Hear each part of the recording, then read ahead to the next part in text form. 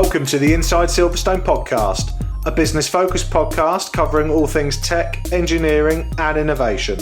Hosted by me, Chris Broome, a huge tech, motorsport and gaming fan, and also the owner of Longhurst, a firm of lifestyle financial planners and independent financial advisors located in Silverstone, Northamptonshire. This is a series of unscripted and unpolished conversations with leading business owners, thought leaders and high-tech talent where we discuss their experiences within the Silverstone business and motorsport region. We will also be asking them to share their knowledge, insight and their thoughts on the future just for you. If you're looking to learn more about the Silverstone high growth region and commercially connect with like-minded peers, you've definitely come to the right place. Welcome to Inside Silverstone.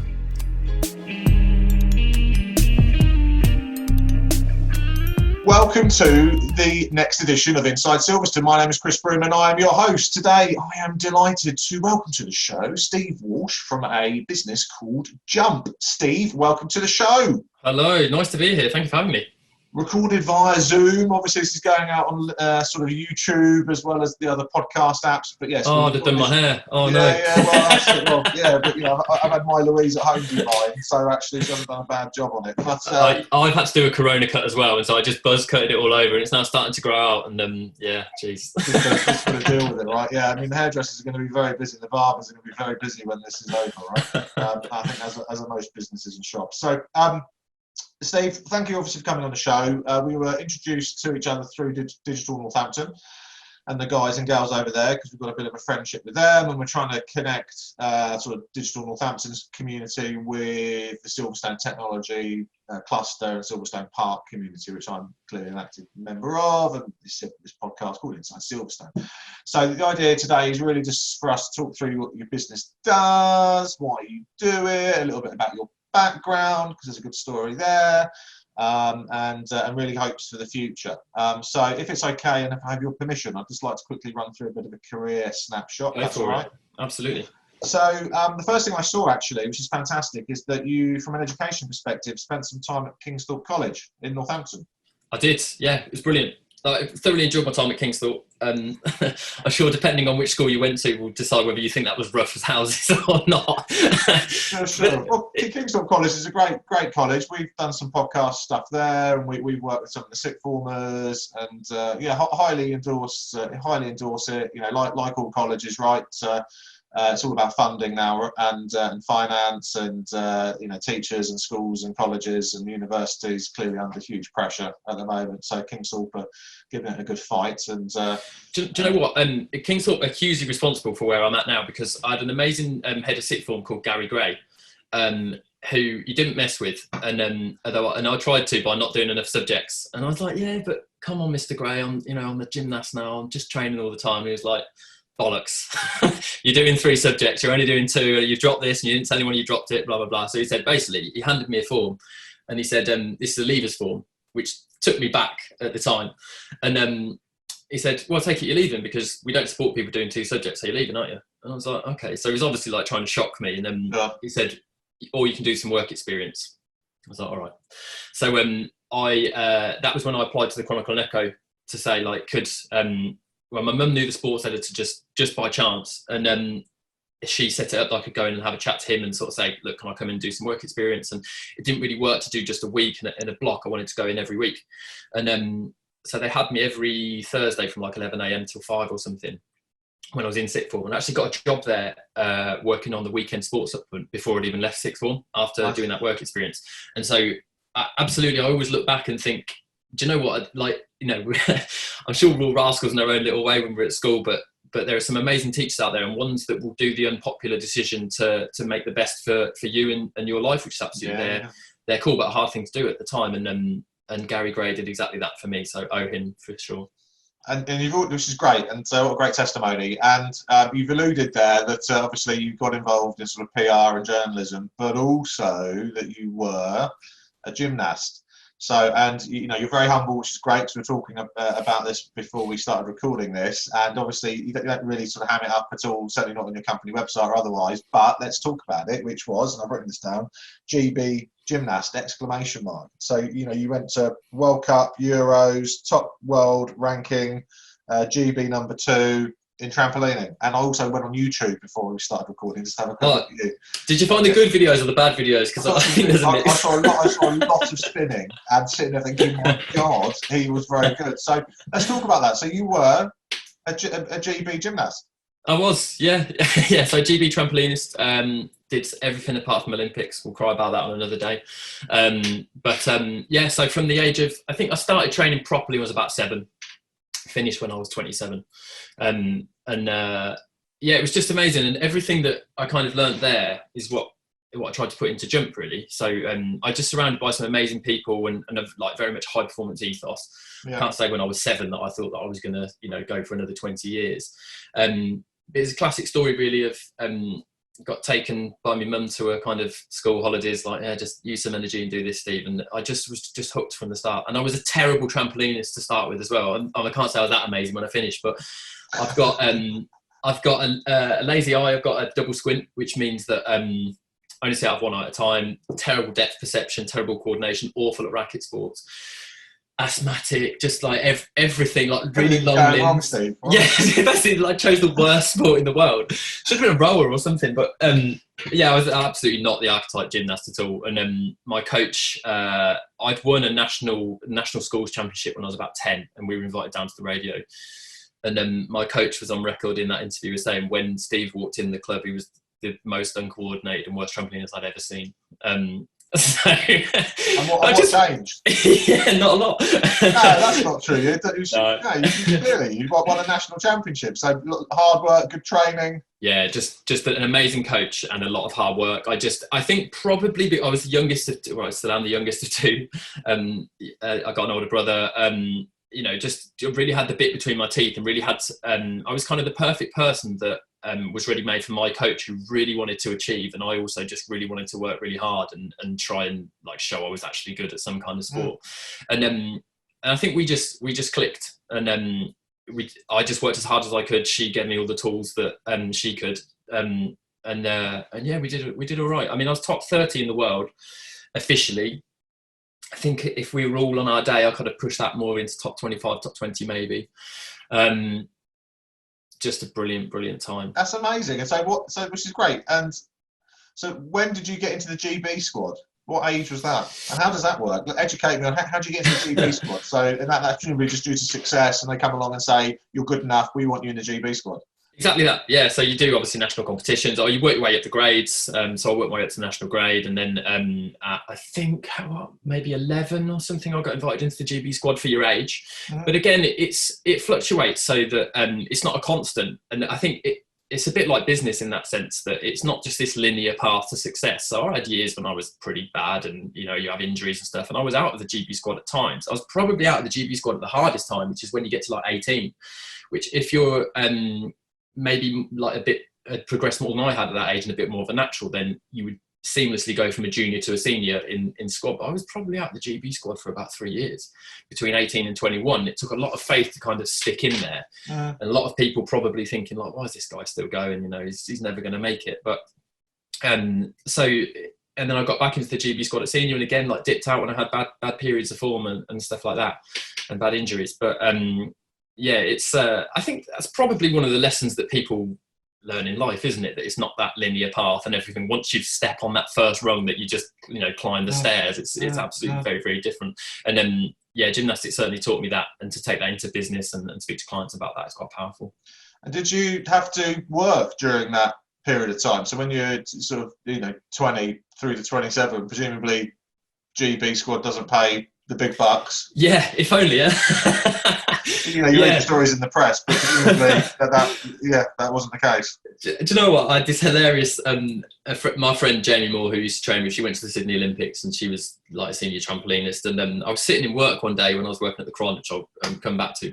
And I heard someone across the office saying, "I've just seen Jamie Moore in my gym. Surely she's got some more money to go to a better gym than I go to." And I was thinking, I know Mauro, and I know she hasn't got any, she hasn't got sitting on a mountain of coins.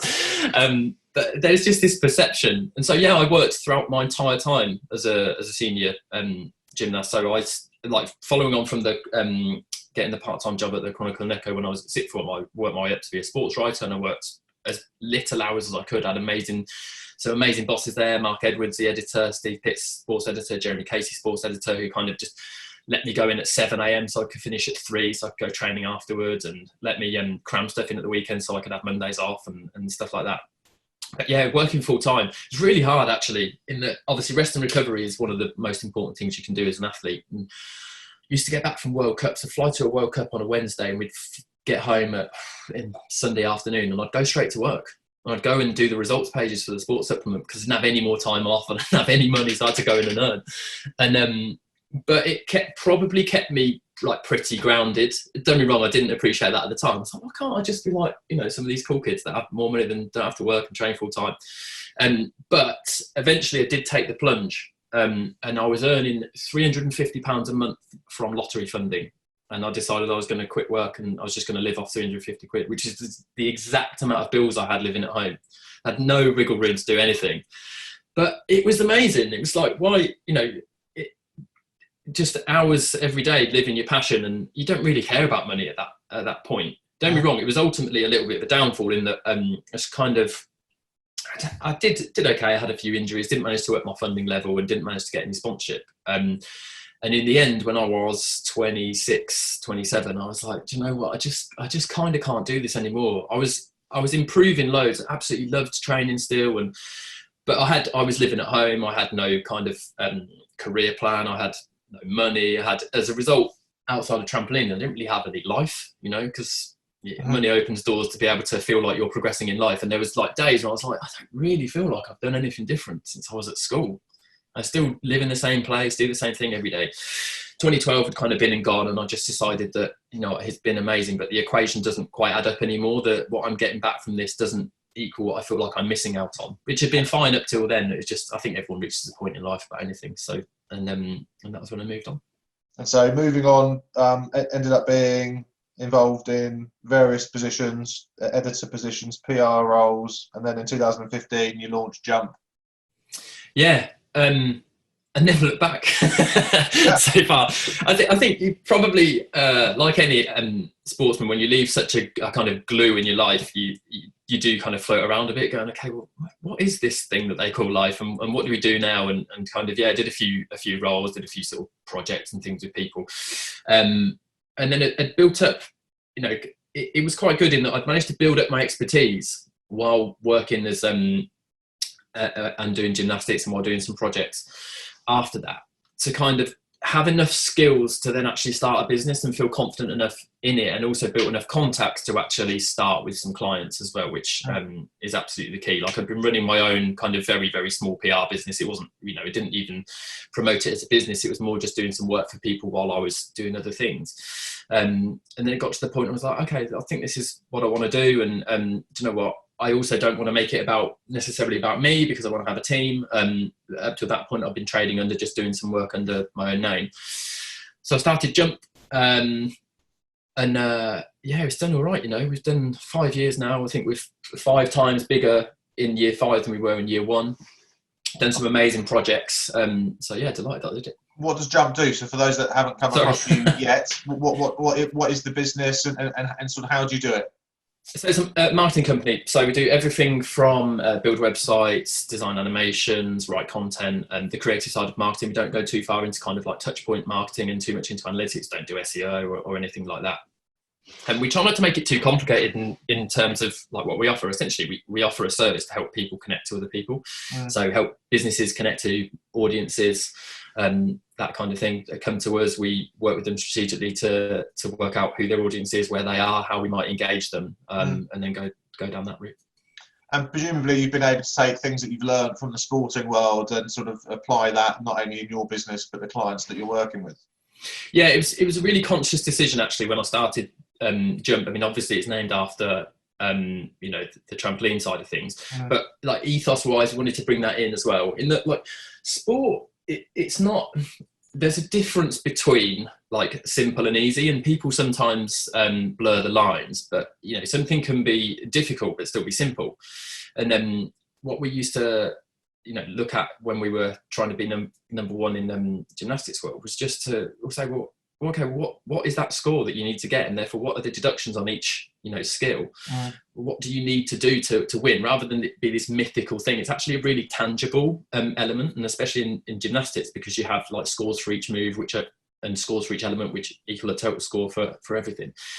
It's like, well, just break down, like find where you want to be and break down the steps to get to there. And that was probably the number one thing that I took from gymnastics into business, in that, well, if we want to get a brand to here, and let's just look at what that looks like, and that kind of trail.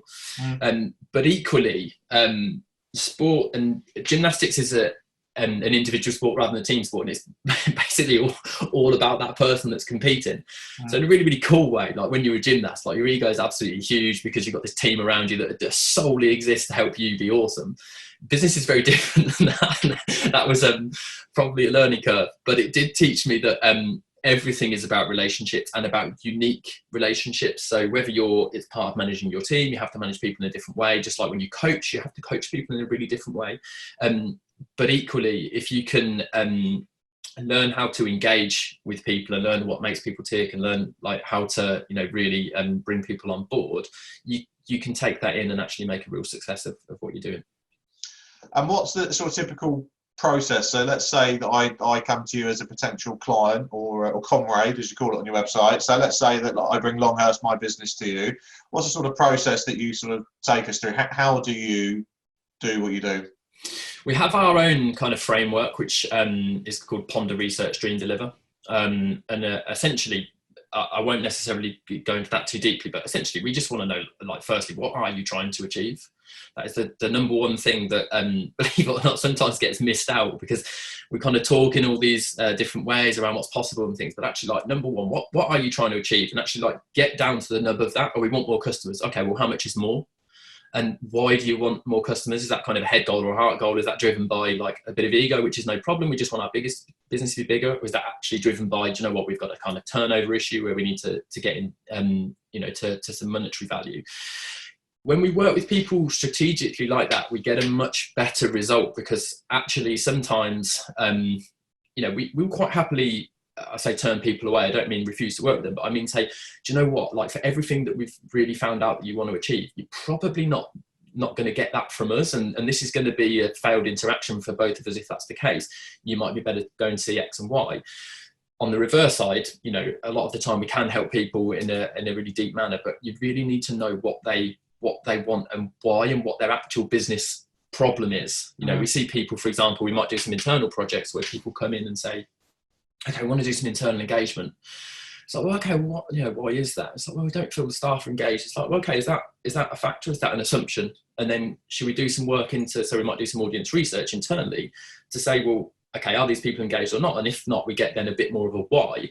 If you miss that bit out, people go, oh, we think this is the issue. And actually the real nub of what they're trying to solve is actually a staff retention problem, which is a bit different to engagement. And, to retain people, you might go down one route rather than to engage them, you might go down another. So it's all about like just getting really under the skin of what someone's actual problem is. We're a problem solving agency in that sense, and that people come to us with problems. They just might not necessarily address it that way. And so just from what you just said there, so it's not just about building websites and attracting new clients and customers into a business. You can also go into a business to help them understand and communicate better to their existing team of employees and staff and what have you.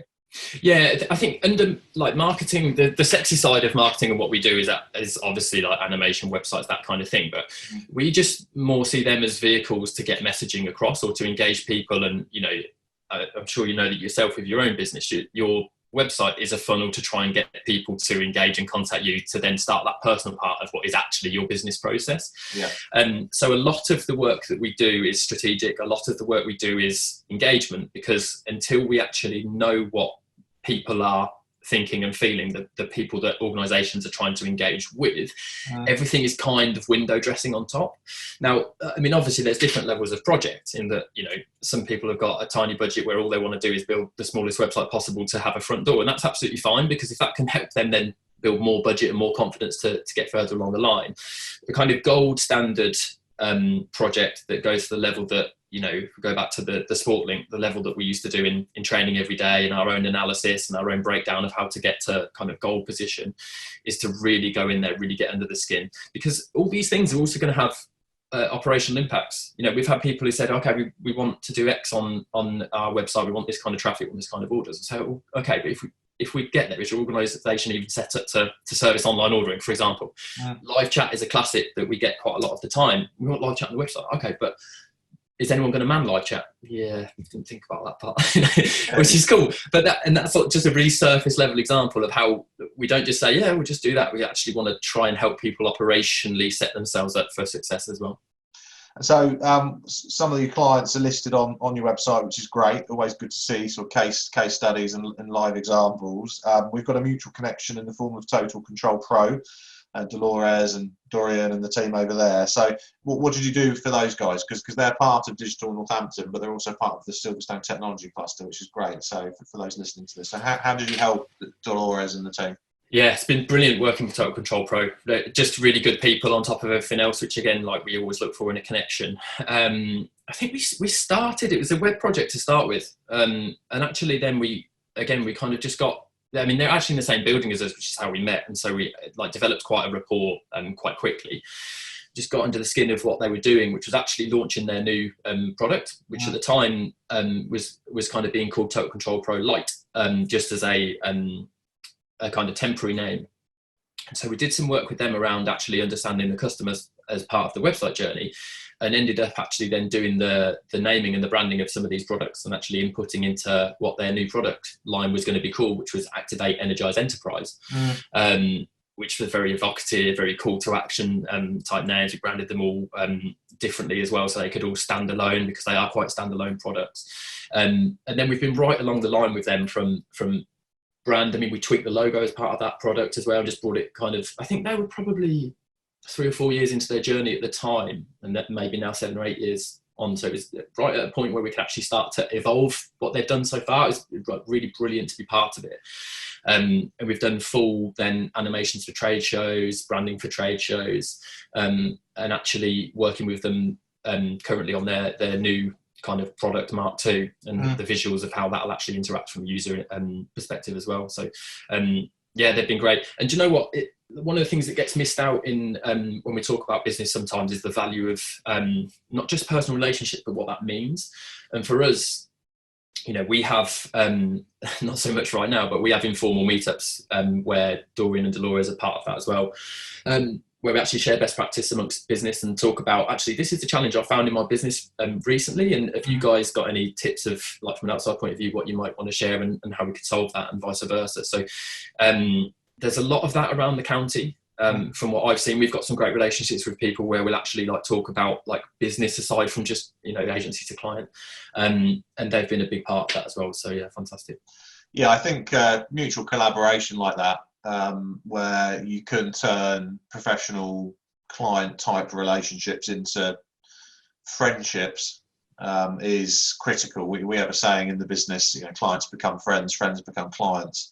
And one of the basis for us to bring a new family in, or new household, or new business in as a client of Longhurst is, first of all, do we like them? Do we want to help them? Can we help them? But actually, can we see us becoming friends and off-grid socialising, going for a beer, game of golf, shooting, and sitting down and off the record talking about business and operational challenges and all of that stuff. So, yeah, highly endorse that. And it actually led to us producing the mastermind sessions, which is a sort of spin-off of the podcast, where we get a group of people together, including folk from Digital Northampton, just to talk about best practice or challenges or whatever it is. So Digital Northampton, so that we got introduced through the team there, which is great. So what's it like being part of that community? Yeah, it's been great. I think it was, I probably didn't necessarily think about it too much before, but when Richard and David first came to see us and talk about it, I actually realised it was something that had been missing.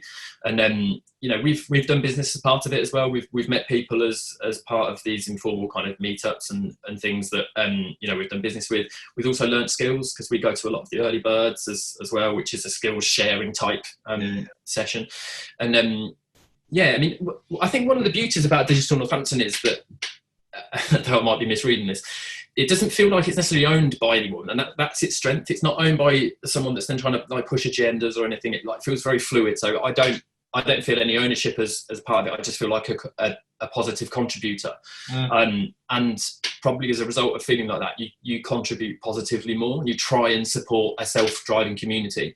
And it links back to, you know, what you were just saying about you know, clients and friends, and do we want to work with these people? We work with Digital Northampton because we feel it shares our values. And we actually a few years ago took the step of writing our values and then putting them on our wall. We have like a massive values wall of when people can see when they come into the office. It holds us to our own standards so that we see them every day, and our PDRs are done by them, our recruitment's done by them. Every decision we make is guided by those values. But equally, when people come in for a meeting, you go out, make them a cup of tea, and they read your values. And within 5 minutes, they know if we're going to be the right company for them. And we won't be the right company for everyone. You know, we're a little bit more off the wall. We're like, you know, a bit more casual in the way that we deal with things. I don't mean that as terms of not attention to detail. I mean it in terms of we are quite relaxed. We don't like to be too formal. We like to have friendly relationships with people. And the Digital Northampton initiative, they've shared kind of our drive for excellence and improvement, and they've shared that kind of informal, relaxed nature of dealing with people. So it's been a pleasure to be part of it. What are your core values as a business? Yeah, we've got a lot. Give us three. My favourite one is probably awesome as our only standard. Oh, I love that. I saw that on your website. I think that's really good. Thank you. We've got own every mission, embrace every failure. Love that. And that's about we do make mistakes, and the only way that we learn from those is to own them and embrace them, and actually then, you know, take them on to, okay, how do we improve next time? That's been a big part of our internal work with the team as well. And I'm trying to think if I've got a third kind of favourite. Probably put people, passion and partnerships before profit. In that, you know, talking to someone about this the other day, you'll be in the exact same position. It's a delicate balance, quoting for projects, winning projects, making money from projects, and making sure that the business you know, pays for itself and things. If you get too hung up on your service level agreements and are like, oh, you've gone an hour over or something like that, it's really not going to work. And that's about partnership and about understanding that actually, you know, it's a give and take scenario. But it also led us into, you know, we do a lot of charity work. We built the Hope Centre in Northampton. We built their website for free as a project to help them. That's the homeless charity. Yes, exactly that. Yeah. Sorry. Yeah. Well, we donate. I donate clothes to them. Oh, great. Yeah. So and we host that and maintain it for free every month, and built it, like I say, as our yearly project. And that again fits into people, passion and partnerships. Actually, we can do so much good for our community, whether that's, you know, working with small businesses and passing on knowledge, whether that's doing free projects or heavily subsidised projects, whether that's actually building partnerships that are win-win and aren't just about SLAs. So yeah, probably that, I think. Great. We're 30 minutes in, Steve. Oh, boom. Is that a bad thing? Are we like, we're going to go massively over? Or? No, we're good. So before I get on to the last couple of questions, is there anything whilst we've got you on air and also video, anything else that we can cover off? Anything else that you want to say? Probably. Do you know what? It'd be good. We never speak about this, but one of the coolest projects we did combined, you know, came directly from what I used to do sports-wise. In that, when I was gymnast, I used to try and kind of say to the events team at British Gymnastics, well, you know, competitions, could we do this, could we do that? Only really small. And as a result, when I stopped competing, they said, why don't you come and do some commentary for us? I did some commentary, and then again, I was always trying to input on production because I'm just naturally passionate about it. And they said, well, why don't you come and join the events team and do some freelance work with us? And that kind of went on and on into bigger roles and bigger roles. And then one of the first jobs we did as Jump was we got appointed to lead the arena direction on something called the International Tennis Premier League, which was basically like a tennis version of the IPL cricket. And so we were only like 2 months old as a business, and I was working in Singapore, Dubai, Philippines, all over Asia on this tour, and I was literally courtside directing this arena show while Federer and Nadal were playing in Delhi, which is just the most insane experience ever. 2 months into a business. Sorry, say again. 2 months into a new business. Yeah. But the funny thing is, as a result, I was also like, in the downtime of them suddenly playing some of these points, I was also editing websites because like we didn't have enough necessarily resource to cover it. But that was just an amazing. I was away for a month. Everything was paid for apart from alcohol on the whole trip, so it was just one of the greatest experiences. So that was fantastic. But anything else that I want to cover off? Do you know what? I met up. I was in Auckland last September, and I met up with a guy called Tristan Collins, who is head of coach education for High Performance New Zealand. And he used to be the Olympic performance director for gymnastics when I was competing. So I knew him, hence going and meeting up with him. And he said something that I'd never thought of before, which was like really kind to me, but really interesting. In that he said, you know, Steve, you weren't the most natural, you know, gymnast, and you didn't necessarily have these skills in your armory. He said, but as a result, you developed other sides of your skill set, which is your personality, to persuade people like me to be really bought in to help you on your journey. So that's a real skill. And I just thought when we were talking earlier before we started recording that, do you know what, that was a really interesting link between sport and business. And that also, you know, I've got people on my team. We were speaking before about how we use behavioural economics and psychological input into everything that we do, which is absolutely true. But they're not my skill sets. And it's probably one of the things that you learn as you go along. When you first start a business or when you're going to, you think you need to do everything, when actually, no, you just need to know people that can do the bits that you can't. Surround yourself with people that are smarter than you. Absolutely, yeah. And that's not hard to do. Yeah, same. Yeah, I'm very good at that as well. So, very good. Right. Last two questions. Embarrassing story. So have you got an embarrassing story, an embarrassing mistake, hopefully one that connects gymnasts with life? Yeah, I mean, so as part of our deal for getting lottery funding, we used to have to do some public appearances. It's like you're literally contractually obliged. It's only a couple a year, and then we very rarely got asked to do them. But the one that I got asked to do was at St James's Palace. And so, like, I thought I was going to be at a fete or something, handing out medals to kids, but no, I was having dinner with Princess Anne, wow. Which was super cool. And 14 or 15 of their most influential donors, so like the guy from Visa's there, you know, and we had Matthew Pinsent was there, and then the rower called Ben Hunt Davis, who you should definitely look up. He's written a book called, he runs a business called Will It Help the Boat Go Faster, which is all about focus, as in for them it was, will it make the boat go faster? Yes or no? Okay, we'll do it or we won't. Anyway. So we're all at St James's Palace, and we're in the drawing room, and everyone starts filtering through to dinner. But I'm talking to Princess Anne, and but just her and I. And obviously, no one wants to interrupt her. So everyone's gone through to dinner. It's just me and her left in this room, and I like a chat, so I'm kind of continuing it. And someone's trying to butt in, and it's absolutely hilarious on its own. But then someone manages to interrupt us and says, okay, yeah, we must go through to dinner. So Princess Anne goes first. So I'm the last one into this room, and everyone's standing behind their chairs. Not for me. For her. And so she's got to her seat, but I stand at the door. I can't see where I'm sitting for the life of me because everyone's standing up, so I can't see where the empty chair is. And then, so I kind of looked over to Princess Anne, and she pointed me round to my chair. And I just went, cheers. And I thought, oh my God, I've just thumbs that royalty. What am I doing? Absolute idiot. Story. You're going to get shot.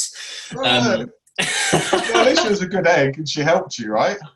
She was brilliant. It was like, I think the second most embarrassing thing that happened that night was when we first got there, I'd taken a video on my phone of a competition, because when people think trampolines, they think kind of like the beach. And I thought, okay, I must show people what they've actually done. So I showed it to Matthew Pinsent at the start of the night, and he's like, yeah, amazing, you know, wicked. And when he did his speech at the start of dinner, he said, Steve's got a video on his phone. He said, so if he's boring you, just ask him to show you that. And obviously, the first thing that happened was, I was talking to someone, I went, Steve, you're not boring me, but can you just show me your phone? And then my phone went around the table. Hysterical. Great stories. Life advice, last question, and then we'll close down the show and the interview. So last question is life advice. So for example, we know we've got students from Kingsthorpe College listening to this, plus some of the other sort of tech communities around here.